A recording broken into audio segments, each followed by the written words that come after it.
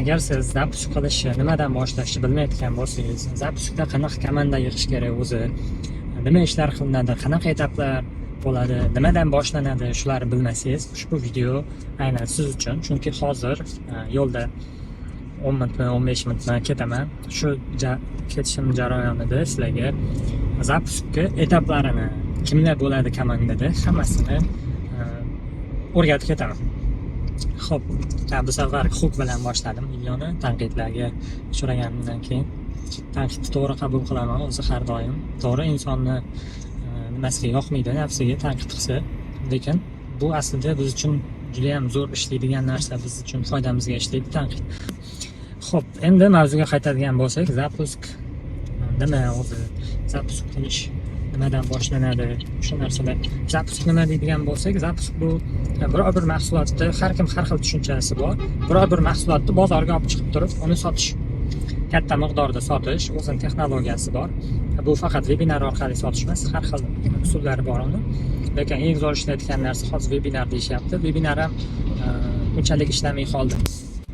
Zapusk shu biror bir mahsulotni bozorga chiqarish, uni sotish etapi va zapuskda boshqa sotuvlardan farqli jihati ajotaj bo'ladi, ya'ni biror bir mahsulot haqida hype qilinadi. Bu uy bo'lishi mumkin, kurs bo'lishi mumkin, va hokazo hype qilinadi, uni foydalari gapiriladi, odamlar og'riqlari ochiladi. Shunaqa etaplar qilinadi, progress qilinadi va odamlar o'zlari so'rashni boshlaydi, qachon kurs ochiladi, qachon sotuv ochiladi, qachon uyni sotib olamiz, qachon kurs sotib olamiz. Mana shu narsa zapusk bo'ladi. Bu haqida video dars ham tayyorlab qo'yganman, YouTube kanalimda bor, bu kanalda silkasi bor. Xo'p, endi zapuskda kimlar qatnashadi? Nima bizga eng asosiy komandaga odamlar kerak? Birinchi o'rinda prodyuser bo'ladi, ya'ni o'sha butun komandani, butun zapusk riskini bo'yniga oladigan odam bu prodyuser bo'ladi. Butun komandani, strategiyani boshqaradi. Xo'p, prodyuser bo'ladi, u ham marketologlik ham qila olishi kerak. Agar marketolog bo'la olmasa, u marketolog olish kerak komandaga. Strategiya qilishga, kastinglar o'tkazishga kerak bo'ladi. Xo'p, undan keyin progresschi bu storiesda progress qiladi, Telegram yopiq kanalda progress qiladi, ochiq kanalingiz bo'lsa o'shanda progress qiladi va qanaqa qiladi o'zi progressni? Siz sotuv ochmoqchisiz bir oydan keyin, u sekin auditoriyani qizdirishni boshlaydi. Bu eng muhim etaplardan biri.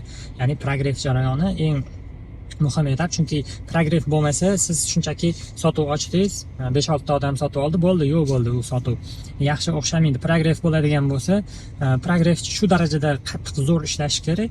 Mahsulotni olmoqchi bo'lmagan odam ham qiziqib o'sha narsani sotib olish kerak. Ikkinchi marta yana sotib olish kerak. Sizdan sotib olgan odam ikkinchi marta yana sotib olish kerak.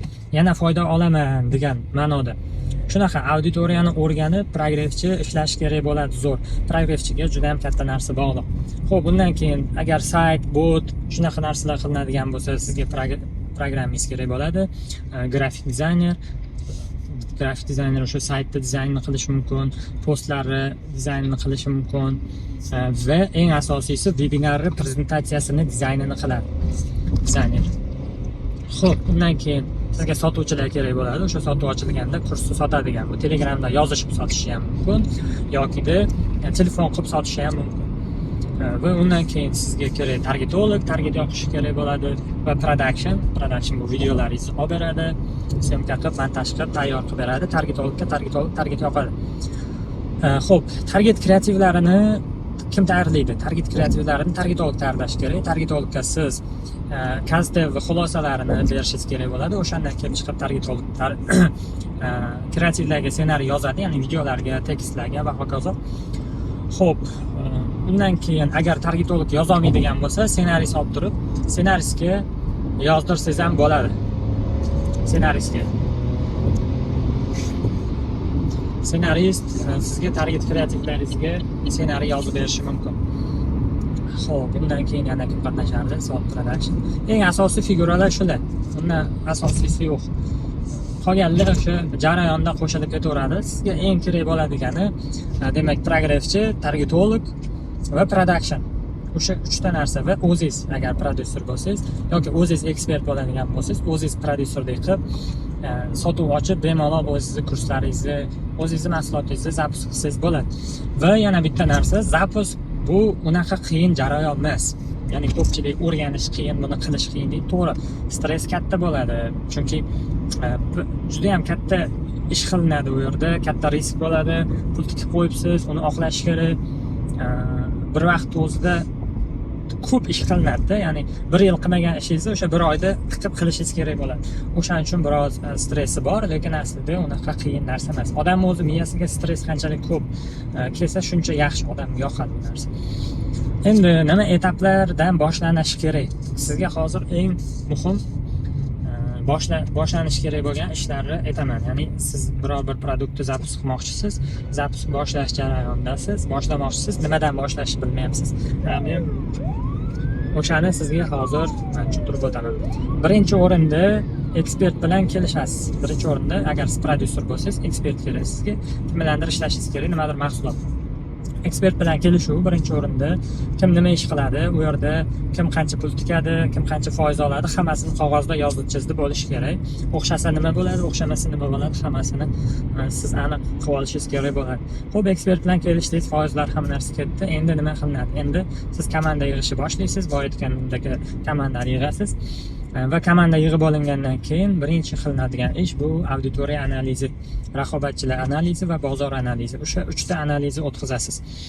Analiz bo'lgandan keyin siz prografchiga u analizni ssenaristga, undan keyin targetologga berasiz. O'sha analizni xulosalarini kasting o'tkazgandan keyin.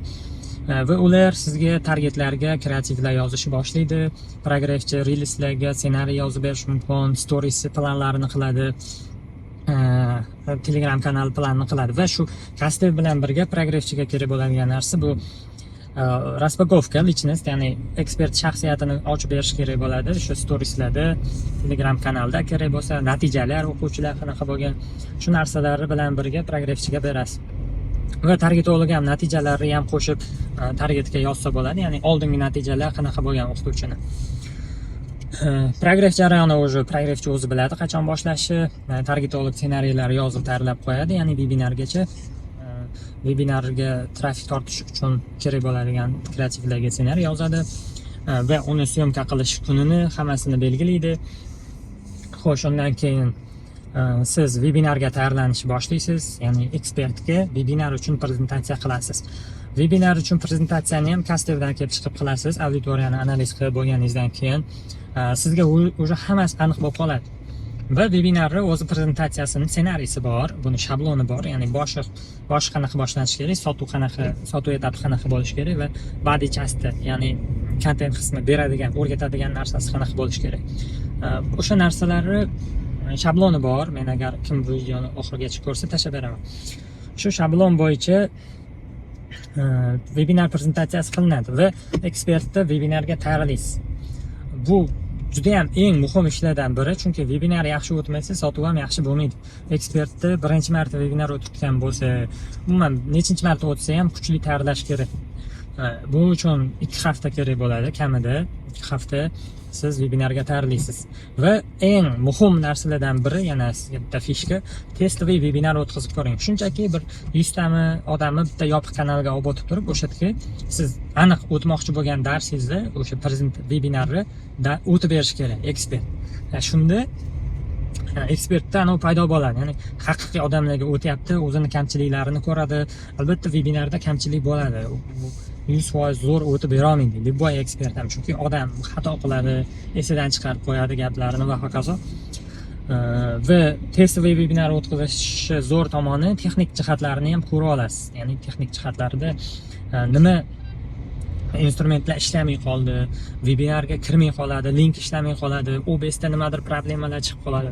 O'sha narsalar to'g'rilaysiz testoviy webinarda. Shuning uchun testoviy webinar juda ham muhim, o'tkazsanglar zo'r foyda beradi. Va webinarga tayyorladingiz, o'sha prografini qilyapti, webinarga ekspertiz tayyor. Bo'ldi, webinar kunini belgilaysiz, webinar o'tasiz, sotuvni ochasiz. Shunaqa etaplardan iborat.